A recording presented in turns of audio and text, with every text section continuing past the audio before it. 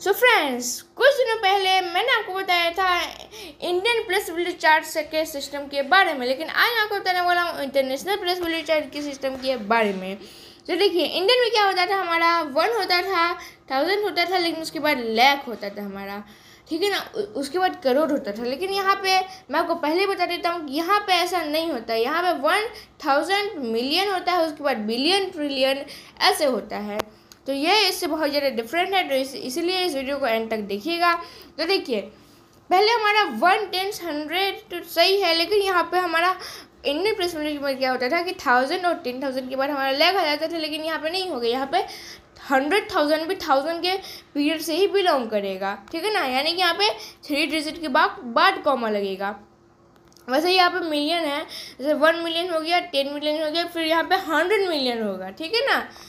Million मतलब क्या होता है, बिलियन मतलब होता है, जैसे कि 1000 मतलब क्या होता है, 1000 मतलब जैसे कि आप जानते हैं होता है 100,000 मतलब होगा 1 लाख।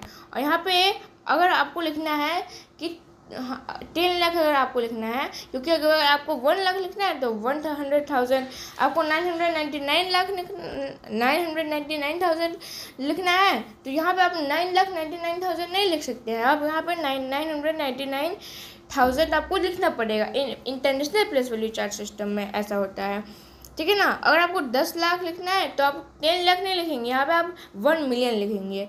वैसे अगर आपको 1 करोड़ लिखना है तो वो तो करोड़ के पीरियड से बिलोंग कर रहा था, लेकिन ये करोड़ के पीरियड से नहीं बिलोंग करेगा, ये हमारा बिलोंग करेगा मिलियन के ही पीरियड से, ठीक है ना। वैसे यहाँ पे 10 करोड़ भी है, वो भी मिलियन के पीरियड से ही बिलोंग करेगा। फिर 1 बिलियन मतलब होता है, 1 बिलियन मतलब क्या होता है, 100 करोड़, ठीक है ना।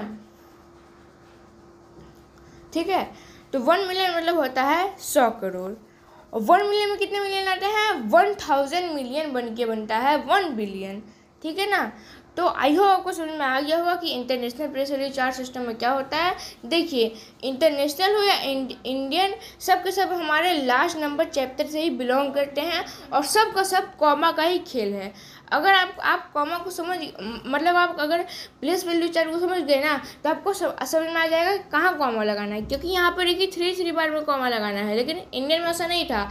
तो बहुत सारे लोग इधर कंफ्यूज हो जाते हैं कि इंडियन किधर लगाना है और इंटरनेशनल किधर है। तो इसमें आपको कंफ्यूज बिल्कुल नहीं होना है, और आपको ये बात ध्यान में रखना है कि आपको अगर इंटरनेशनल पूछा जा रहा है तो वहाँ पे आपको 3 नंबर की बाद ही कॉमा लगाना है, ठीक है ना। जैसे कि आप देख सकते हैं कि आपको 3 नंबर की बाद ही कॉमा लगाना है, और फिर लास्ट नंबर जो होगा, तो लास्ट नंबर अगर 2 रहता है तो वहीं पे आपको छोड़ दीजिए, लेकिन अगर आप लास्ट नंबर भी 3 रहता है तो आप वैसे ही उसको छोड़ दीजिए, ठीक है ना। वहाँ पे आपको कॉमा लगाने की ज़रूरत नहीं है international plus value chart system में। और अगर आप जानना चाहते हैं कि Indian plus value chart system के बारे में, तो उसके लिए मैंने आपको पहले वीडियो बना रखी है, और अभी मैं एक और वीडियो बनाऊंगा इंडियन प्लस वैल्यू चार्ट के सिस्टम के बारे में, क्योंकि वो बहुत ज़्यादा कन्फ्यूजिंग लोग को लगता है, इसीलिए मैं फिर से उस वीडियो को बनाऊँगा।